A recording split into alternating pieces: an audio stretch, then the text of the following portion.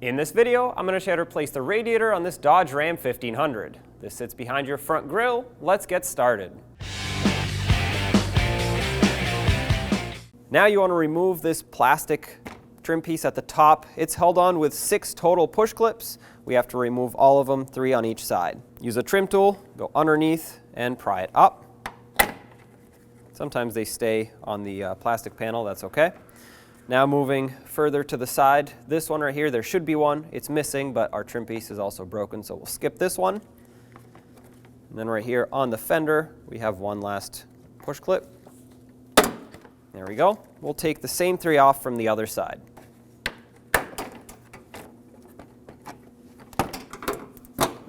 Now you can remove your plastic cover. Now on the driver's side of the engine compartment down by the radiator, if you reach down, you can use an 18mm socket and a ratchet, go right on the drain plug, and with a collection pan underneath, break this free, unthread it, and let the coolant drain. Now remove your radiator cap from the top of the radiator, turn it counterclockwise. It's going to stop a little bit, but if you push down, you can turn it some more, and set this aside. Now from the driver's side top of the radiator, let's remove the upper radiator hose. And of course the clamp comes first, so use some pliers, squeeze it, break it free and pull it away. And then you can grab the radiator hose, twist it, pull it off the radiator. Now if you follow the hose right where it's clipped onto the fan shroud, you can remove this entire retainer with the hose, or you can open it up top. I find it easier to just pry it up with my trim tool on both ends and just set the hose aside. Now below the radiator hose that we just disconnected, you'll see this large electrical connector. Use a trim tool, pry this out, just so we can release the wiring, kind of set it to the side. Now with a 13mm socket, remove this mounting bolt that holds the fan shroud onto the radiator. I sprayed a little bit of rust penetrant on here, just because the threads are quite rusted. And as you unthread this, pay attention so that the mounting nut that's in there doesn't start spinning. If it does, you can pinch this with some pliers and hold it. But typically, it's you're going to want it to stay in place so that you can actually unthread the bolt, pull it out all the way.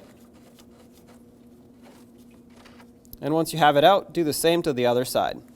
Now, right where we unbolted it, you can see a plastic tab. If you pry back on that and lift up on the shroud, it should pop out.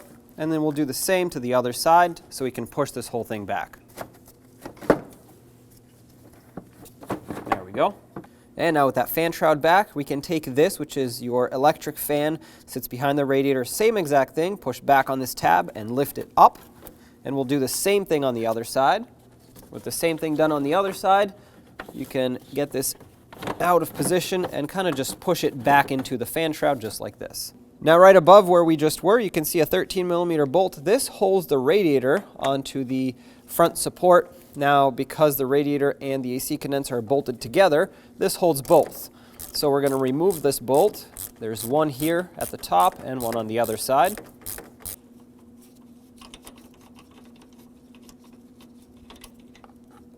With that out, do the same to the other side.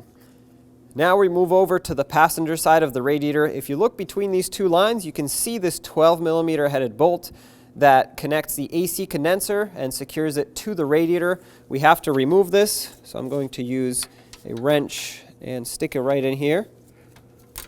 Loosen this up and remove the bolt completely.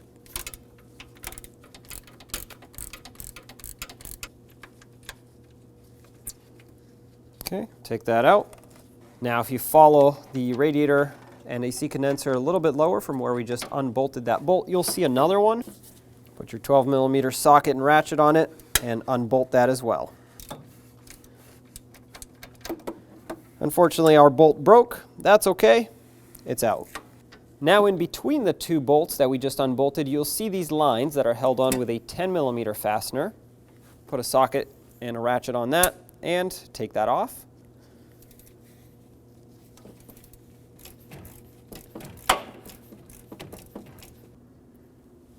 Take that out. Now below the bracket that we removed on the side of the radiator, you'll see this 10mm mounting bolt that holds on 2 of these transmission lines. And you want to remove that bolt, detach the lines.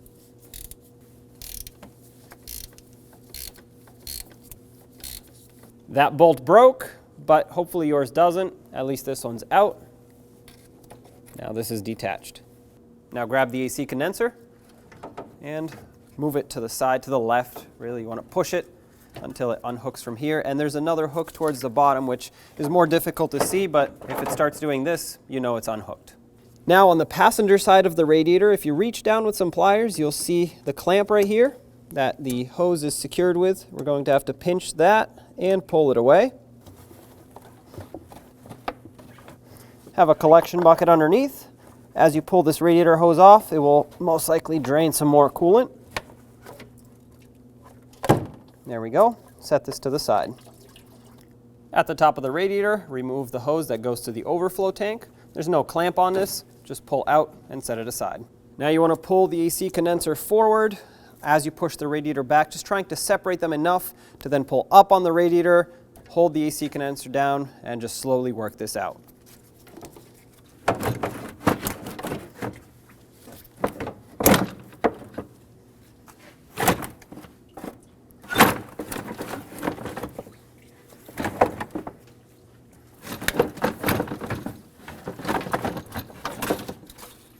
There it is. Now take your radiator, slide it back down carefully. Make sure you don't hit your fins, they're very delicate.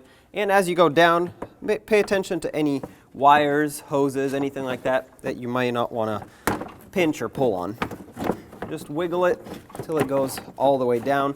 You might have to push on the fan shroud backwards or pull on the AC condenser forward, just whatever you need to do to get this to fall into place.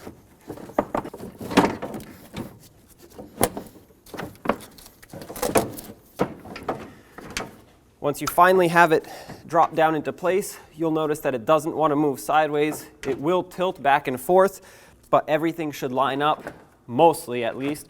AC condenser should be mostly in position, and if you pull it towards the front support here, you'll notice that the mounting points will line up. We're not going to bolt it on just yet, but this is in position. Now plug the radiator with your drain plug. You're going to want to push it in and then turn it clockwise. Get your ratchet with the socket that you used to remove it and just tighten it up. Okay, that got snug. I'm just going to bottom it out like that. That's plenty tight. Now with the radiator in and lined up, grab onto the lower radiator hose and line it up with the fitting on the radiator itself. Hopefully your clamp is far enough back to where you can slide it most of the way, if not all the way on. Now ensure that it is bottomed out. You'll see that little tab right there. If it's pressed up against it, you're good to go.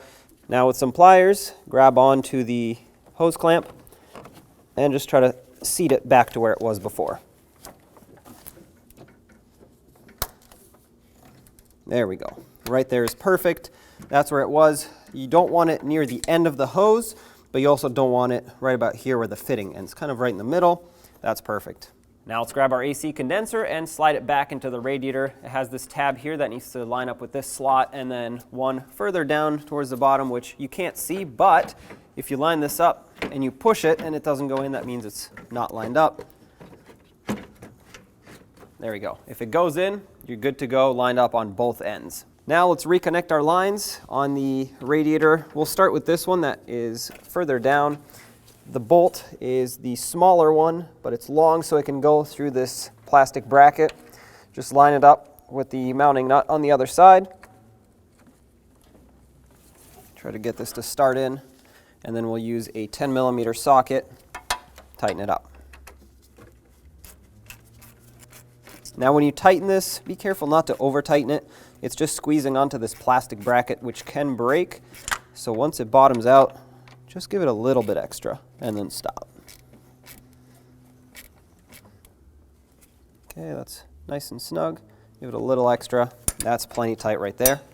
Now these lines that are for the AC, come off the AC condenser, they need to be bolted back onto the radiator. So we'll stick our bolt in. Just try to line it up. You might need to move this around a little bit until you feel it catch onto the threads. There it is, right there.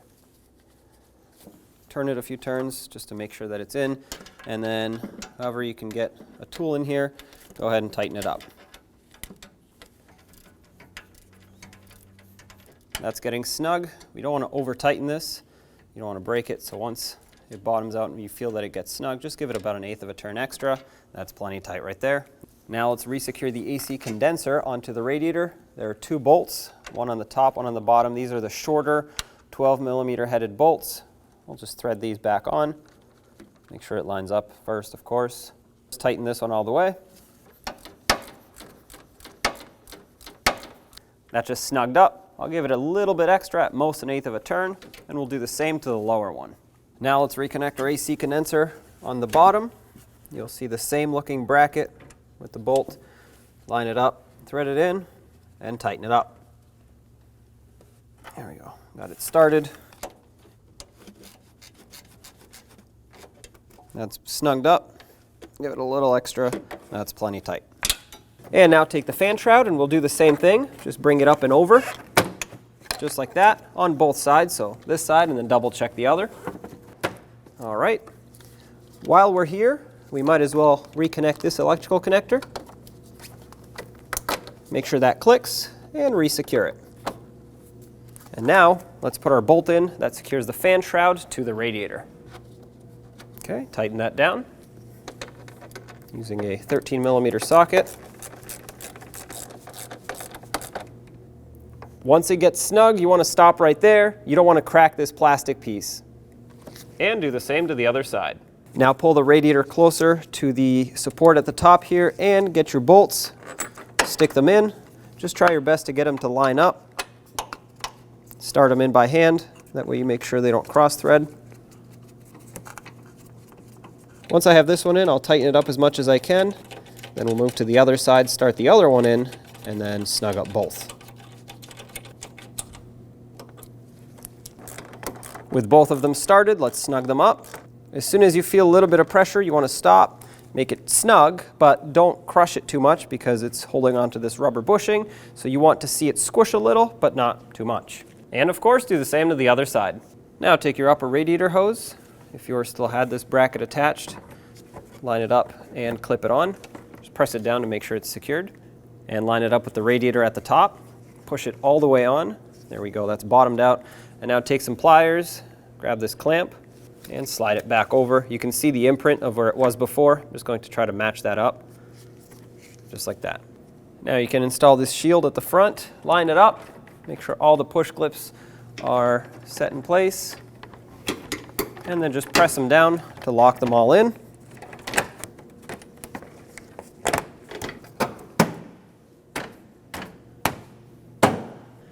Now let's fill up our radiator and the cooling system. I have a special funnel that adapts to the radiator fitting here for the cap. That makes it spill proof. I'm going to put this on and then fill it up with the manufacturer's recommended coolant. Now fill up the cooling system and let it naturally bubble all the air out. Keep some coolant in the funnel, that way you can make sure that all the air has bubbled out. Once air has stopped coming out, turn the engine on, run it until it warms up with the funnel on it. That will make the water pump push any extra air out. As you run the engine, watch the temperature gauge on the dash, making sure it only goes up to the halfway mark and doesn't overheat. Once it's up halfway, that means you're at operating temperature, so you can shut off the engine. And then you can remove your funnel. Assuming your system is bled and the radiator is full, you can now remove your funnel if you used one. And reinstall the radiator cap, line it up, turn it until it locks in. At this point, you can also add coolant to your overflow tank. Mine is actually already full. I didn't empty any and it was already up to the max line, but for you, add some until it reaches the full line. When only the best will do, demand TRQ. The only company that lets you view before you do. TRQ is committed to offering the highest quality aftermarket auto parts that are engineered for peace of mind. Thanks for using and viewing with TRQ.